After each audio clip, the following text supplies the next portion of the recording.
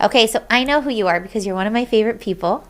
But who are you and what do you do for work? Thank you. My name is Brandon Brown. I work with BayBrook Realty. It's my own brokerage. And I've been in business, I'm going on 20 years now. 20 years. Congratulations. Thank you. How'd you come up with the name BayBrook? So initially, this was only intended to be for friends and family. I wanted to become a broker to do that. I was already in the real estate industry, I guess. And I have daughters, and they're named Bailey and Brooklyn. And so I wanted to keep it kind of a family name, and it's kind of a reminder for me to always treat my clients like family. That was my goal. I love it. And I know that you focus a lot of your business in what area would you say that is? So basically Southern Orange County. Okay. I grew up in Orange County, been there since 1977. Wow. So I guess that makes me old. Not at all. And that was before, so I grew up in Laguna Hills. Laguna Hills wasn't a city. Dana Point wasn't a city. Lake Forest wasn't a city. Aliso Viejo didn't exist. So I know that area really well. I used to ride bikes in fields where I've sold homes now. Wow. Which is really weird. Isn't that so odd to see? It's so great. It's awesome. It's weird, but it's awesome. Yeah. You lose some of the freedom about riding bikes everywhere. I mean, I remember Orange County, orange fields. But now they're not there anymore.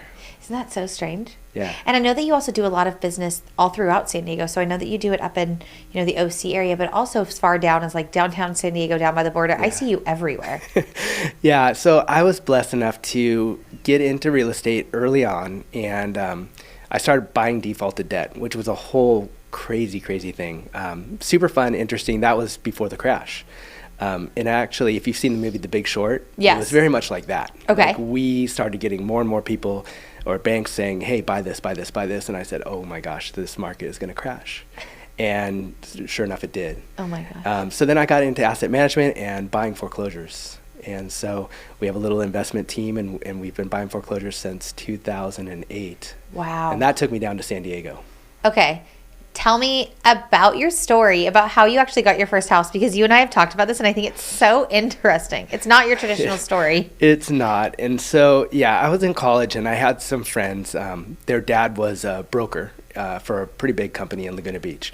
And I'd read the book, Rich Dad, Poor Dad. I don't know if you've ever read that. Such a good book. Seems like it's gotten everyone into real estate. Oh, yeah. And I was intrigued. And so the dad kind of coached us and said, guys, you got to buy a house. You have to buy a house. And this is in 2001. The house that we wanted to buy went to foreclosure. And these foreclosure guys bought it. And I didn't know anything really about foreclosure. Well, it turns out the IRS took it from the foreclosure guys. And we figured out, okay, how can we get this house? And so we figured out how to do it, and we bought the house from the IRS. Oh. Yeah. 3 college-age kids decided to buy a house from the IRS. What a unique story to get you catapulted into this very successful real estate career. Yeah, that got me into foreclosures. How does this work? How did the IRS take it? And really digging into kind of the nuts and bolts of title and how just certain laws and things work in the real estate industry. Well, and I love that you have the background knowledge too, because you're not just like a traditional investor going out there buying properties and then flipping them. You are buying them at their lowest available amount and selling them to people so they can actually make a profit as well. You're not just looking out for yourself. Yeah, it's an interesting business because when you buy a foreclosure, it's sight unseen. I mean, you really don't get inside. You're kind of praying for, okay, I hope it has stuff in there. Back in 2008 and 2009, it was very common where people were stripping homes. Oof. I mean, I can tell thousands of stories. We've sold, I think, over 2,000, probably 2,400 homes now in San Diego alone. And I have some of the craziest stories of people just renting tractors and just digging up all the hardscape. We've had people rip out entire houses, strip everything. We've been chased. We've had gunshots in our wall. I mean, you name it. The foreclosure world is kind of the wild, wild west. Absolutely the wild, wild west. And what comes across so funny to me is that I have great conversations with you, and you're such a sweet person, but you're actually very shy. Well, yeah. you have a hard time talking about yourself and opening up, right? Yeah, I always want to be humble. There's just something to it. Everyone can qualify themselves and say, I'm the best in this and that. But I've worked with so many good agents. There's so many good ones, and I'm never going to say I'm better than them. It's just not right. It's like... But I can say it, right? I'll let other people speak for it.